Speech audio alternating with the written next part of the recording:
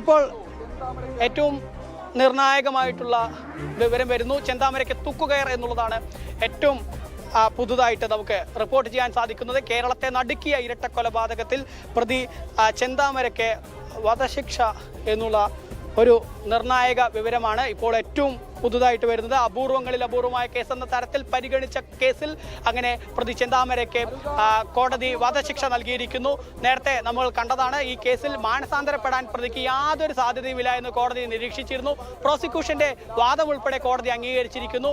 അതായത് ചെന്താമര ഈ കേസിന്റെ വിചാരണ വേളയിലോ അതിനുശേഷമോ ഒരിടത്ത് പോലും തനിക്ക് ചെയ്ത കുറ്റത്തിൽ കുറ്റബോധമുണ്ട് എന്ന് പറഞ്ഞിട്ടില്ല എന്ന് മാത്രമല്ല, നിരന്തരം കോടതിയെ വെല്ലുവിളിക്കുകയും കോടതിയെ പരിഹസിക്കുകയും ഒക്കെ ചെയ്തിട്ടുള്ള ചെന്താമരയ്ക്ക് ഏതായാലും വധശിക്ഷ എന്നുള്ളത് തന്നെയാണ് കോടതിയുടെ ഭാഗത്ത് നിന്ന് ഏറ്റവും പുതുതായിട്ട് വരുന്നത്. ചെന്താമരയ്ക്ക് കേരളം കാത്തിരുന്ന വിധിയാണത്, അതിലൊരു തർക്കവുമില്ല. കാര്യം ഇപ്പോൾ കോടതി എന്ത് വിധിച്ചാലും ഈ മനുഷ്യനിനി ഇതുപോലെയുള്ള ഒരാളെ അടുത്ത കാലത്തൊന്നും കേരളം കണ്ടിട്ടുണ്ടാകില്ല. കാരണം ഒരു കുടുംബത്തിലെ 3 പേരെ ഇല്ലാതാക്കിയിട്ട് അതിൻ്റെ ഒരു കുറ്റബോധവും അയാൾക്കില്ല എന്നുള്ളത് തെളിഞ്ഞതാണ്. അയാൾ ആദ്യം സുധാകരന്റെ ഭാര്യയെ കൊല്ലുന്നു, അതിനുശേഷം അരുൺ പറഞ്ഞതുപോലെ കാത്തിരുന്ന് ഊഴം കാത്ത് അവസരം കാത്ത് ഇയാൾ പറയുന്ന സുധാകരനെയും സുധാകരന്റെ അമ്മ ലക്ഷ്മിയെയും കൊലപ്പെടുത്തുന്നു. പിന്നീട് മറ്റു പലരെയും കൊലപ്പെടുത്തുമെന്ന് കോടതിക്ക് മുന്നിൽ പോലും ഭീഷണി മുഴക്കുന്ന സാഹചര്യം ഉണ്ടാകുന്നു. ഒരു തരത്തിലും തിരുത്തപ്പെടാൻ കഴിയാത്ത നമ്മുടെ രാജ്യത്തെ നീതിന്യായ വ്യവസ്ഥകളുടെ കറക്ഷണൽ മെക്കാനിസം കൊണ്ട് തിരുത്താൻ കഴിയാത്ത ഒരു മനുഷ്യനാണെന്ന് അത് പാലക്കാട് അഡീഷണൽ സെഷൻസ് കോടതി ഇപ്പോൾ വിധിച്ചിരിക്കുന്നു. ചെന്താമരയ്ക്ക് നെന്മാറ ഇരട്ടക്കൊലക്കേസിൽ തൂക്കുകയർ തന്നെ കോടതി വിധിച്ചിരിക്കുന്നു എന്നുള്ളതാണ്. ആദ്യം സുധാകരന്റെ ഭാര്യയെ കൊലപ്പെടുത്തിയ കേസിൽ ജീവപര്യന്തമായിരുന്നുവെങ്കിൽ ഇപ്പോഴിതാ സുധാകരനെയും സുധാകരന്റെ അമ്മയെയും കൊലപ്പെടുത്തിയ കേസിൽ നെന്മാറ ഇരട്ടക്കൊലക്കേസിൽ പ്രതി ചെന്താമരയ്ക്ക് വധശിക്ഷ. ആ കുടുംബത്തെ ഭീഷണിപ്പെടുത്താൻ ചെന്താമര പുറത്തിറങ്ങി നടക്കരുത് എന്ന രീതിയിലേക്ക്, ആ 2 പെൺകുട്ടികൾക്ക് സ്വൈര്യമായി ജീവിക്കാൻ അവരെ കൊലപ്പെടുത്താനുള്ള സാഹചര്യത്തിലേക്കോ അല്ലെങ്കിൽ ആ പെൺകുട്ടികളുടെ ജീവന് ഭീഷണിയാകുന്ന സാഹചര്യത്തിലേക്കോ ചെന്താമര വരരുതെന്നുള്ളതാണ് പാലക്കാട് അഡീഷണൽ സെഷൻസ് കോടതി വിധിച്ചിരിക്കുന്നത്. അരുൺ, തുടരാം.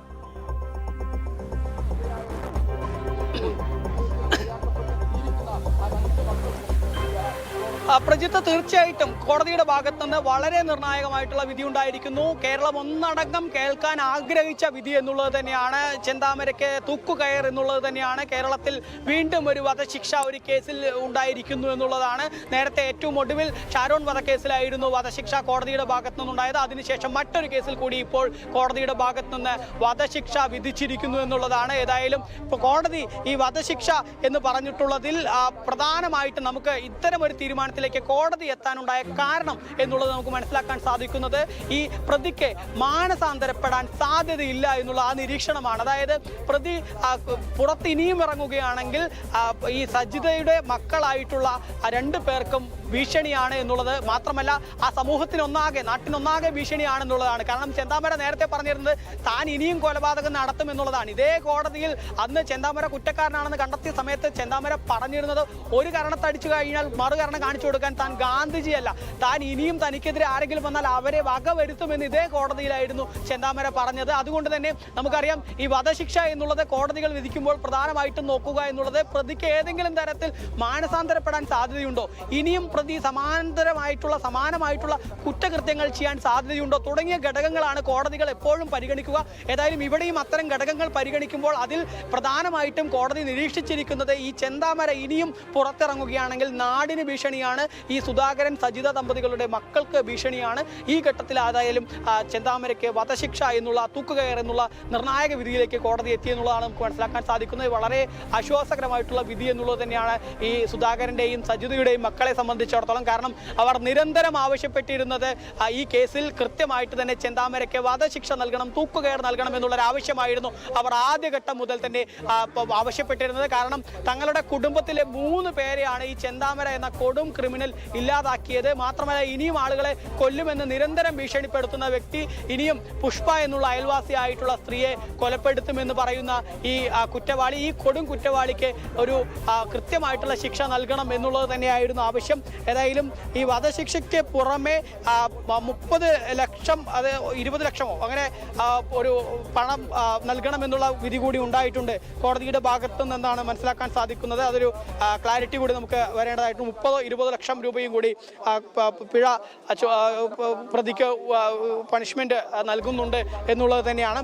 ഏതായാലും നാടിനെ നടുക്കിയ ഇരട്ട കൊലപാതക കേസിൽ അതിനിർണായകമായ വിധി പാലക്കാട് ജില്ലാ അഡീഷണൽ സെഷൻസ് കോടതിയുടെ ഭാഗത്തു നിന്നുണ്ടായിരിക്കുന്നു.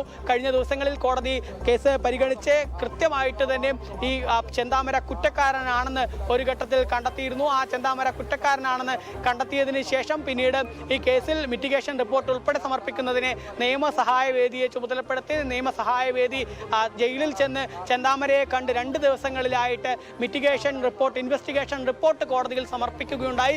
ആ ഘട്ടത്തിലൊക്കെ പ്രതി യാതൊരു തരത്തിൽ കുറ്റബോധമോ മാനസാന്തരമോ ഒന്നുമില്ലാതെ ഇനിയും തനിക്കെതിരെ ആരെങ്കിലും വന്നാൽ അവരെയൊക്കെ വകവരുത്തും എന്നൊക്കെയുള്ള പ്രതികരണങ്ങൾ ഉണ്ടായിരുന്നു. പക്ഷേ അവസാന ഘട്ടത്തിൽ മാത്രം മിറ്റിഗേഷൻ റിപ്പോർട്ടിൽ നിയമസഹായ വേദി അഭിഭാഷകർ ചെന്ന സമയത്ത് തനിക്ക് കുറ്റബോധമുണ്ട് എന്ന തരത്തിലുള്ള പ്രതികരണം ആ ഒരു ഘട്ടത്തിൽ മാത്രം ഉണ്ടായി. പക്ഷെ അത് കോടതി മിറ്റിഗേഷൻ റിപ്പോർട്ടിലെ ആ ചെന്താമര പറയുന്ന കാര്യങ്ങൾ മുഖവിലേക്ക് എടുത്തിട്ടില്ല എന്നുള്ളത് തന്നെയാണ് നമുക്കിവിടെ മനസ്സിലാക്കാൻ സാധിക്കുന്നത്.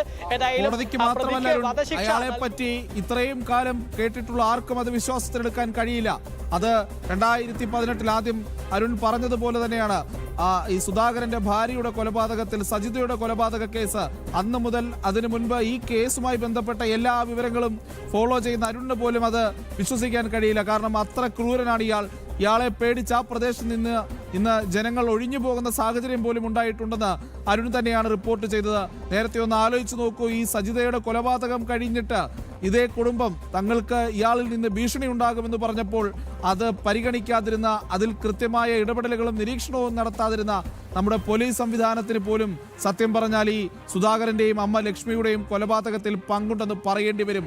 അവർക്കതിൽ ഉത്തരവാദിത്തമുണ്ടെന്ന് പറയേണ്ടി വരും. എന്തായാലും ഒടുവിൽ പ്രതിക്ക് മാനസാന്തരമുണ്ടാകാനുള്ള ഒരു സാധ്യതയും ഇല്ല എന്നുള്ളത് കോടതി കണ്ടിരിക്കുന്നു. പ്രതി സുധാകരന്റെ മക്കൾക്ക്, 2 പെൺകുട്ടികളുടെ ജീവന് ഭീഷണിയാണെന്ന് കോടതി കണ്ടിരിക്കുന്നു. ഇയാളെ തിരിച്ച് സമൂഹത്തിന്റെ ഭാഗമാക്കി മാറ്റാൻ കഴിയുകയില്ല എന്നുള്ളതും കോടതി കണ്ടിരിക്കുന്നു. എല്ലാ റിപ്പോർട്ടുകളും എല്ലാ വാദങ്ങളും എല്ലാം പരിഗണിച്ചുകൊണ്ട് കോടതി ഒടുവിൽ ചെന്താമരയ്ക്ക് വധശിക്ഷ വിധിച്ചിരിക്കുന്നു. കേരളം കാത്തിരുന്ന ആ ശിക്ഷാവിധി, എല്ലാവരും ആഗ്രഹിച്ചിരുന്ന ആ ശിക്ഷാവിധി. ഒരുപക്ഷെ ഞാൻ മുൻപ് സൂചിപ്പിച്ചതുപോലെ തന്നെ ഇതുപോലൊരു ക്രിമിനലിനെ അടുത്ത കാലത്ത് കേരളം കണ്ടിട്ടുണ്ടാകില്ല. ഒരു കുടുംബത്തിലെ 3 പേരെ ഒരു കുറ്റബോധവുമില്ലാതെ കൊന്നൊടുക്കിയ നരാധമൻ, ആ നരാധമനൊടുവിൽ കോടതി ശിക്ഷ വിധിച്ചിരിക്കുന്നു. അത് ക്യാപിറ്റൽ പണിഷ്മെന്റ് ആണ്.